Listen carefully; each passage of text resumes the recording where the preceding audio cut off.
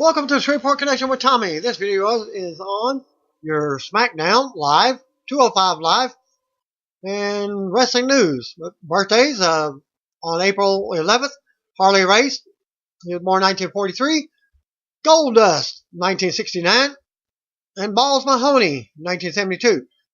Well, Jeff Hardy is now able to travel to and wrestle in the United Kingdom after being barred from doing so since 2011.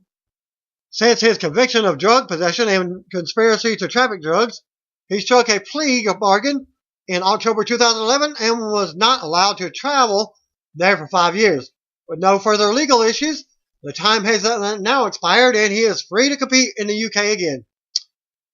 Mika Rotunda, the sister of WWE star Bray Wyatt and Bo Dallas, is now working for WWE as a member of the production team. I'll show you a picture of her. She's also trained at the WWE Performance Center before and had a tryout back in summer of 2015. German-based promotion WXW have announced that one of their top performers, Axel Dieter Jr., will be leaving the company on April 30th to pursue his career overseas. Dieter Jr. has been a part of the WXW as well as the UK-based promotion Progress as part of the Ring Camp tag team. Dieter Jr.'s next career move is not yet known. However, with NXT and WWE on the hunt for more promising independent talent, there is a good chance that Axel may make his way over to the United States. WWE superstar Enzo Amore uploaded a photo with a top-selling rapper, which you can see here at this link, Drake, on Instagram. Amore included the Captain More Life, which is the name of the Drake's latest album.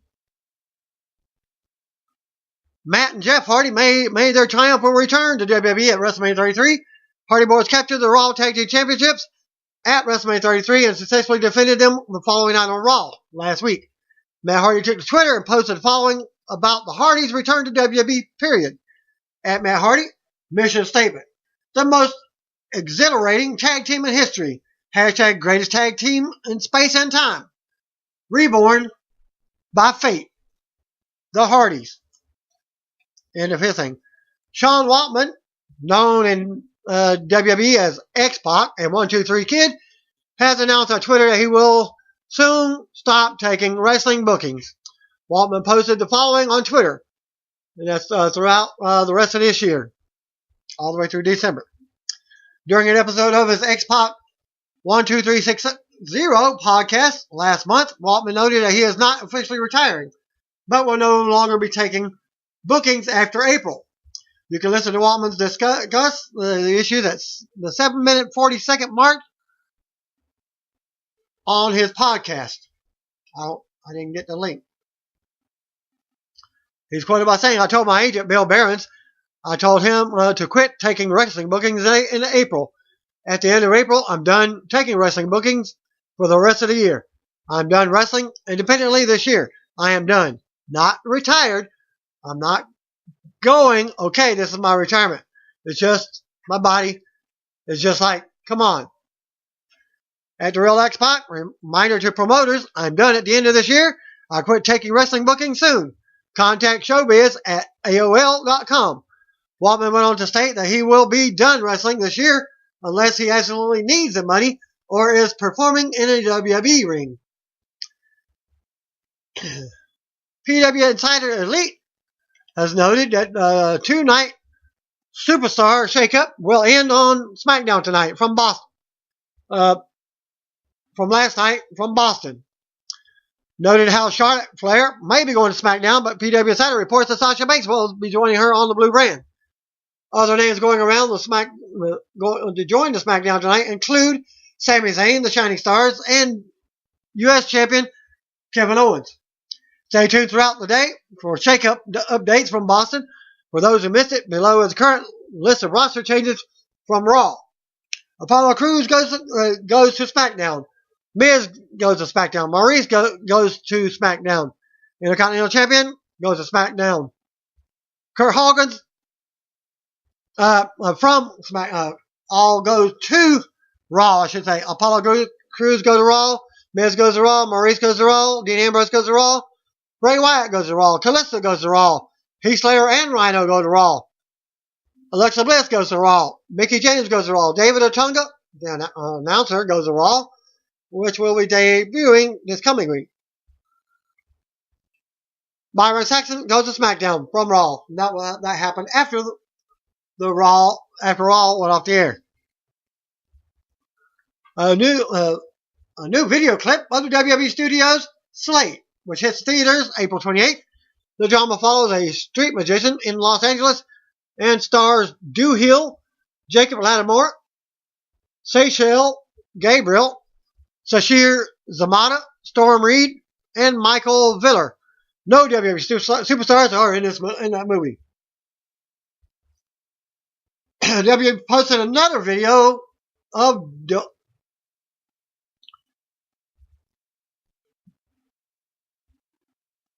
Dominican-born Puerto Rican freestyle wrestler Jamie Espinal at recent WWE Performance Center tryouts in Orlando. Espinal won a silver medal at the 2012 Summer Games and became the first Olympic medalist for Puerto Rico in wrestling. He was defeated in the first round of the 86 kilogram division at the 2016 Summer Games in Rio and went on to lose another match.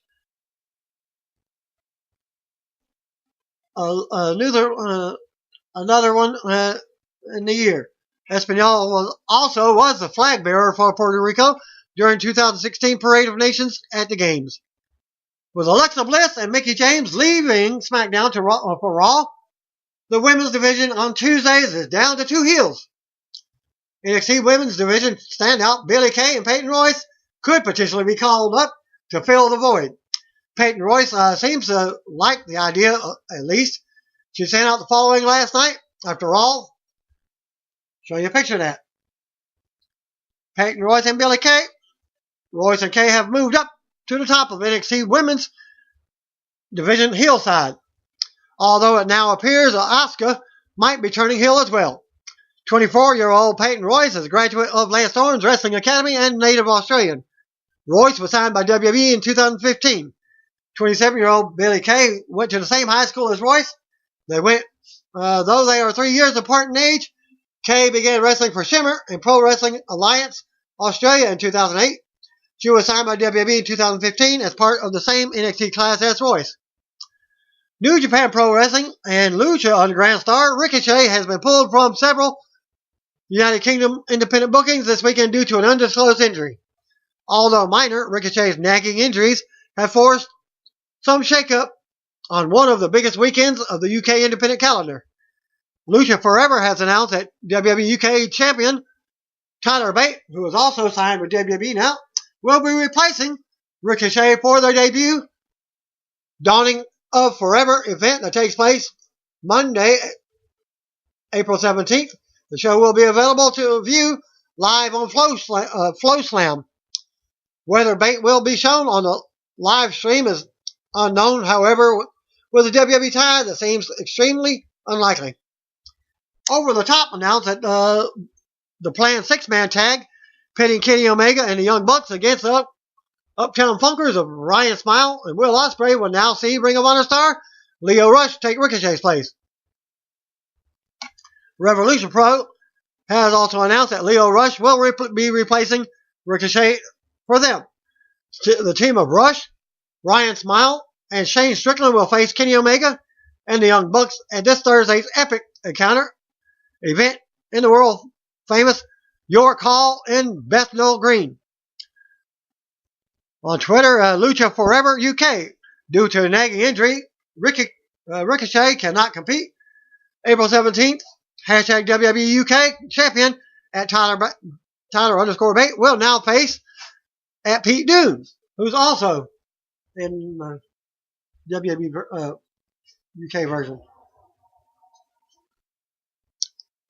At OTT_wrestling, however, even on a short notice, we never let our fans down. Lio Rush replaces Ricochet at Scrapper Mania. Hashtag Scrappermania. Hashtag hype. Hashtag only the best. On Twitter, it's Leo Rush. Time to crash a hashtag UK Superkick party with at Strickland Shane and at ADS Ryan Smile. As far as at Kenny Omega Man X, we finally meet. Hashtag epic encounter. After Monday went off the air, it was revealed that Byron Saxton will be heading to SmackDown.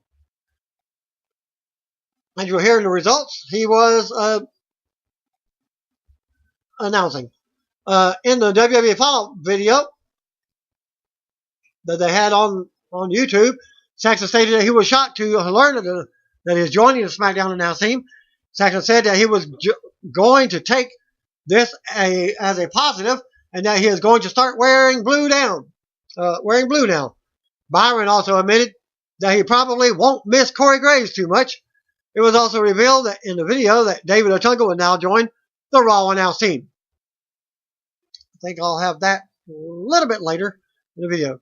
Dark match before tonight's WWE SmackDown in Boston saw Tyler Breeze and Fandango defeat the Ascension. As seen on tonight's SmackDown, NFL player Rob Gronkowski of the New England Patriots was at ringside for Mojo Rawley versus Jinder Mahal and once again helped his buddy Mojo take care of Jinder. And here's a video of the match. Gronk also appeared at WrestleMania 33 earlier this last week and helped Mojo take out Jinder to win the 4th annual Andre the Giant Memorial Battle Royal.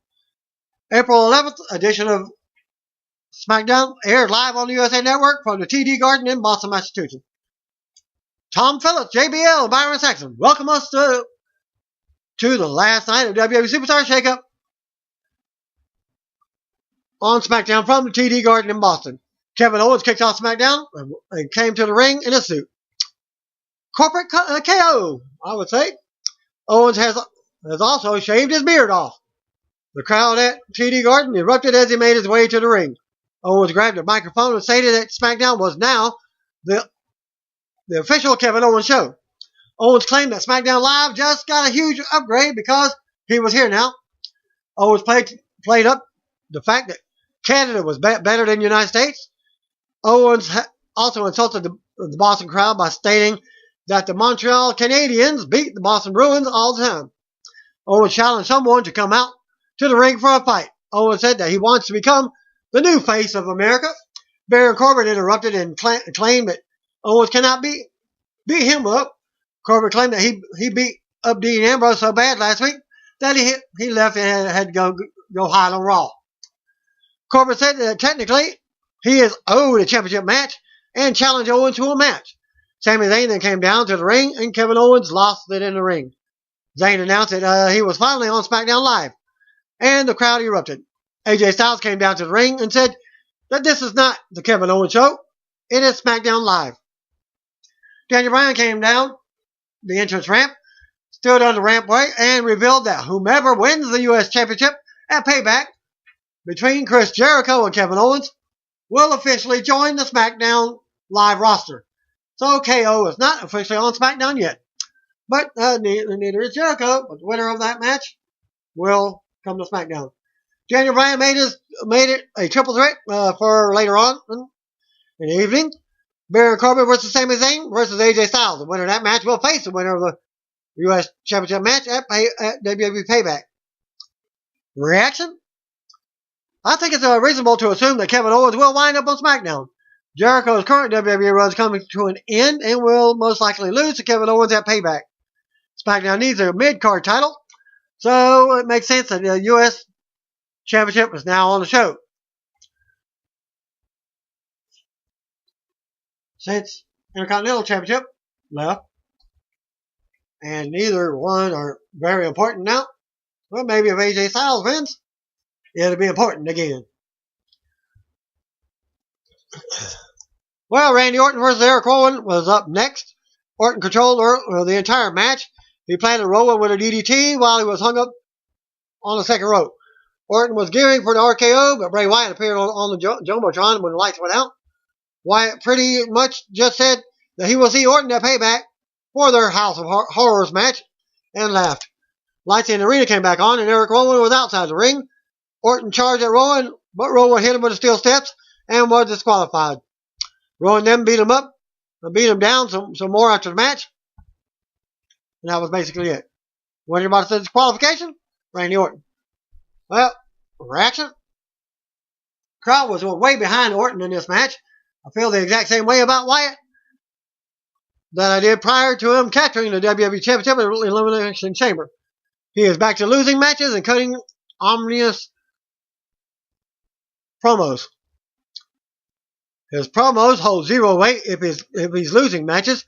It is simple to fear him if he is beatable in the ring. Also, unless Brock Lesnar shows up on SmackDown soon, the WWE Championship match is predictable at Payback. They are not going to have a Universal Championship and a WWE Championship on the same show. Randy Orton is staying on SmackDown, and Bray Wyatt is going to Raw. It just seems obvious now that Orton is going to win the match at Payback, and the WWE Championship will stay on SmackDown. SmackDown Championship Tag Team Championship match, Usos versus American Alpha. American Alpha controlled the beginning of the match, and SmackDown went to a commercial break. When SmackDown returned, Gable took out both Usos with a couple of clotheslines. Gable followed up with a couple of exploder suplexes and hit a moonsault for a 2 count. Gable and Jay then battled in the ring. Gable launched in an armbar, but Jimmy connected with a super kick to Gable's head.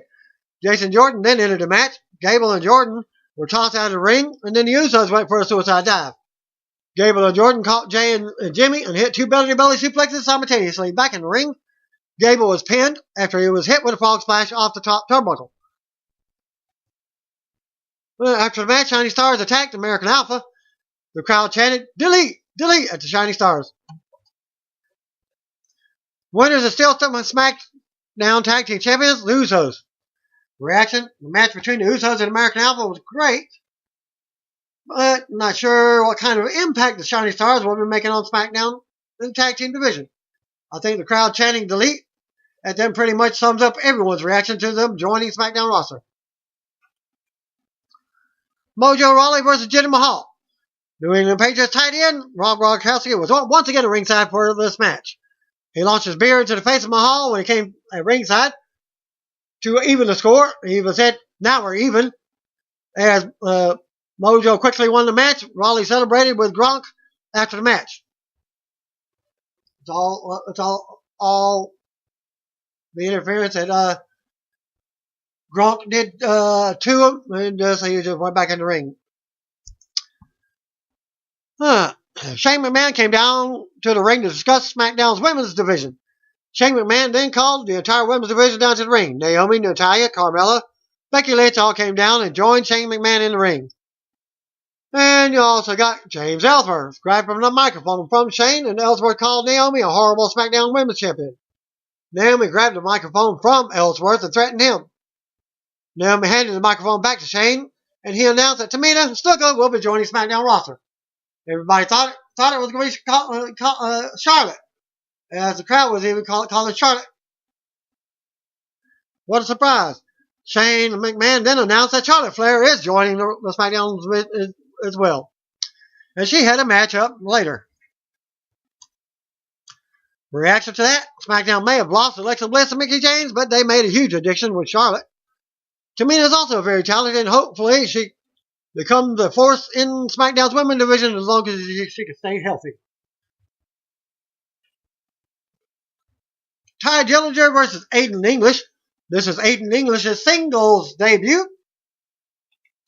And he's got a singing gimmick, as the Vaudevillas are no more since his partner has left WWE. As he sang before the match, sounded like an Indian kind of like. He had a rough single debut, though.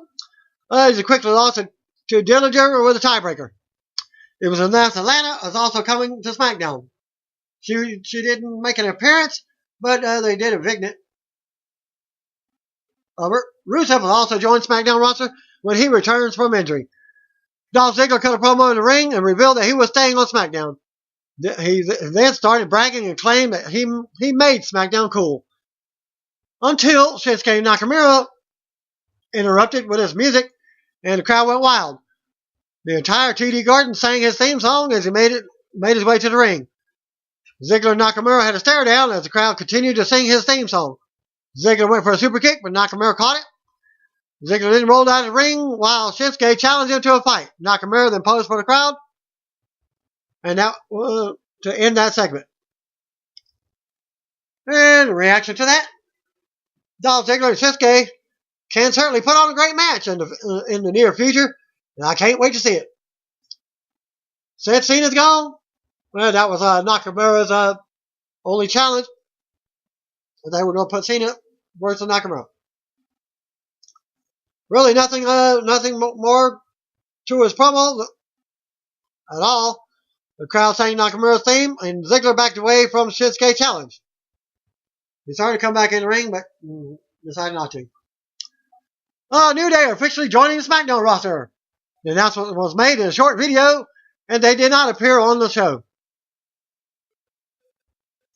Baron Corbin versus Sami Zayn versus AJ Styles. Corbin dominated the beginning of the match. Zayn fought back, took out both Corbin and Styles, and SmackDown went to a commercial break. When they returned, Corbin launched Zayn into the turnbuckle. Zayn battled back and hit an explosive suplex on Corbin into the turnbuckle. Styles was leveled with a clothesline, and all three superstars were down on the mat. Corbin was then knocked out of the ring. Zayn hit the Blue Thunder Bomb on Styles for a 2 count. Zayn went for a superplex on Styles, but Corbin got back in the ring. Styles went for a phenomenal forearm, but Zayn got out of the way. Corbin planted Zayn with a deep six, but Styles broke up the pinfall. Corbin charged at Styles in the corner, but AJ got out of the way, and Corbin hit the ring post. Styles then hit Springboard 450 on Corbin, but Zayn broke up the pinfall. Styles and Zayn traded punches in the middle of the ring. Styles went for Styles Clash, but Zayn avoided it. Zayn hit Corbin with a haluva kick and knocked him out of the ring. AJ Styles then hit Sami Zayn with a phenomenal forearm for the victory. Winner number 1 contender for the U.S. Championship, AJ Styles. Reaction? The match started out slow, but the last few minutes was great. Overall, tonight's episode of SmackDown was solid when it comes to in-ring talent. I think the SmackDown roster is excellent. Shinsuke Nakamura, AJ Styles, Sami Zayn, Charlotte, Becky Lynch, the list goes on. We could be in store for some excellent matches every Tuesday night. That concludes SmackDown 205 Live with Graves and Phillips. Welcome up to the show. So nothing changed on 205 Live. And the dynamic duo are still your commentary team for 205 Live. They hyped up Perkins' change of heart in recent days. And we head to the ring for the first match. Brian Kendrick versus Mustafa Ali. Commentary team put over Ali's abilities in and out of the ring character. Arm drag from Ali took down the veteran. Ali swooped in a second time, but got caught with a Kendrick arm submission. He fights out and executes 2 more arm drags on Kendrick, who takes a quick breather. Next submission locked in Kendrick, but the wily vet grabs a handful of nostril to break it up. Ali able to send Kendrick to the outside and follows it up with a springboard crossbody to the outside. Drew Gulak was shown in the back talking on the phone with his fellow constituents. Kendrick sneaks under the ring and pops out on the other side and pops Ali with the ring post. Cover for a 2 count. Kendrick unable to cinch in the captain's hook, but modifies it to a clutch of sorts. Ali punches his way out, but for only a moment. Ali nails Kendrick with a head kick. Both men are down. Series of kicks has Kendrick down. Ali lines up for an attack. Kendrick ducks, but Ali gets him on the second try. Rolls through neckbreaker for a near fall. Kendrick turns Ali out with a heel kick and gets a near fall of his own. Kendrick lifts Ali up for a torture rack. Ali hops out and goes up top. Kendrick knocks him down and locks him in the captain's hook. Bell mysteriously rings without a tap, and Charles Robinson looks for the issue. Akira Tozawa reveals himself as a phantom timekeeper. The match is then restarted where Ali lands a kick to stun Kendrick. Ali hits his inverted 450 for the win. Second fall, Mustafa Ali still wins. After the match, Tozawa grabs the mic and asks him if his hat looks familiar. He says this is lesson number 2. Similar to Kendrick's appearances, can be deceiving. A look back at Raw from last night with Perkins versus Aries and Perkins' heel turn.